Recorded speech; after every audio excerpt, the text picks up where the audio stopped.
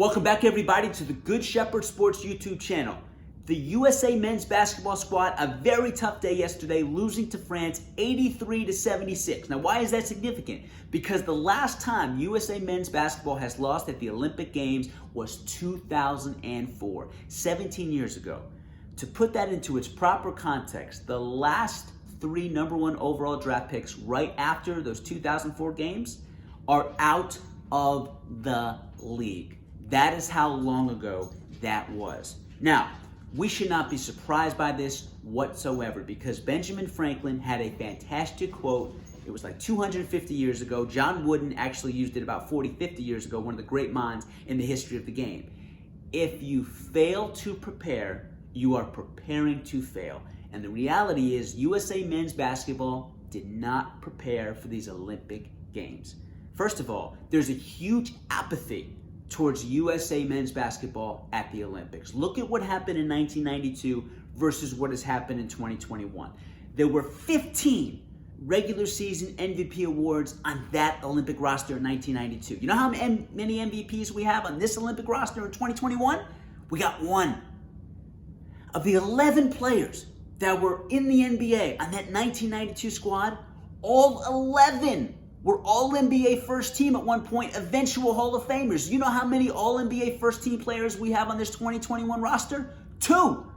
You know how many have made even an All-NBA first, second, or third team? 4. So let's rewind.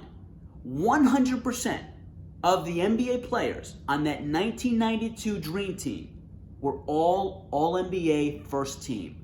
2/3 of the players on this 2021 roster have not made an All-NBA first, second, or third team. If you look at who the USA basketball chose to replace two guys that were obviously out due to COVID health and protocol, JaVale McGee and Keldon Johnson. JaVale McGee is 7 feet tall. His best asset is rebounding.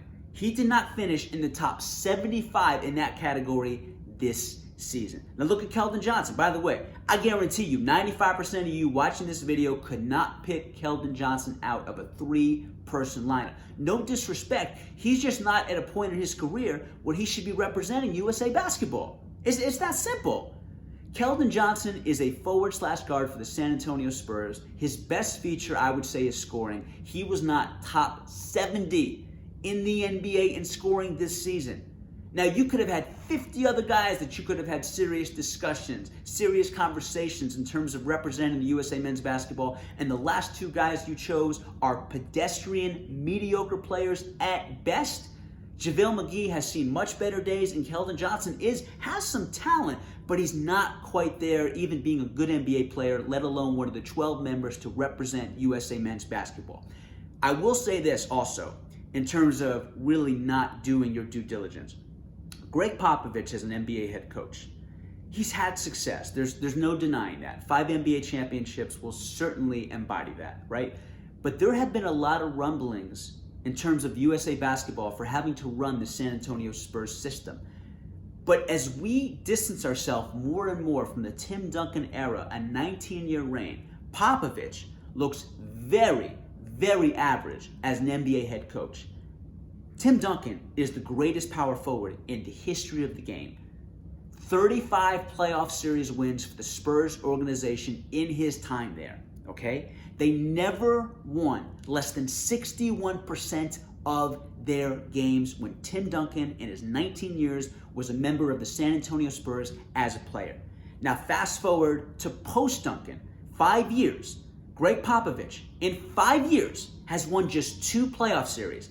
Duncan, on 5 different occasions, won 4 playoff series in 1 year.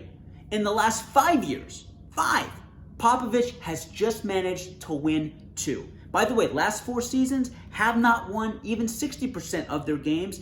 The last 2 seasons, they have won 45% of their games. So clearly to me, Greg Popovich really benefited from Tim Duncan, and there has been a significant drop-off since they have had the greatest power forward of all time. You know that. Numbers don't lie. And Greg Popovich, with what he has done the last 5 years, and he's had some decent players, that is not someone worthy of being the head coach of USA men's basketball. I'm sorry. He's just not. There's much better coaches out there, X's and O's wise. There's much better coaches out there in terms of relating to younger generations.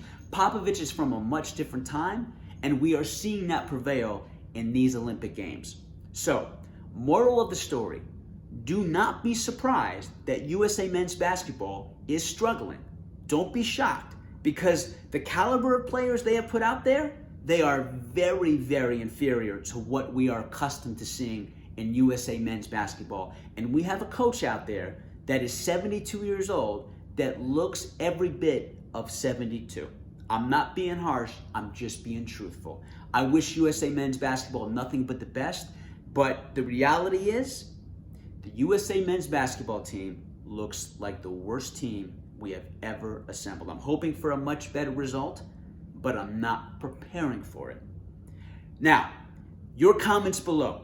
Do you believe that USA men's basketball in these 2021 Olympic Games in Tokyo have a shot to win? And if they don't win, what does that mean for the NBA moving forward? Because in the next video, I am going to tell you what a loss will mean for USA men's basketball and how that will transfer and change the NBA forever. You're going to hear that next.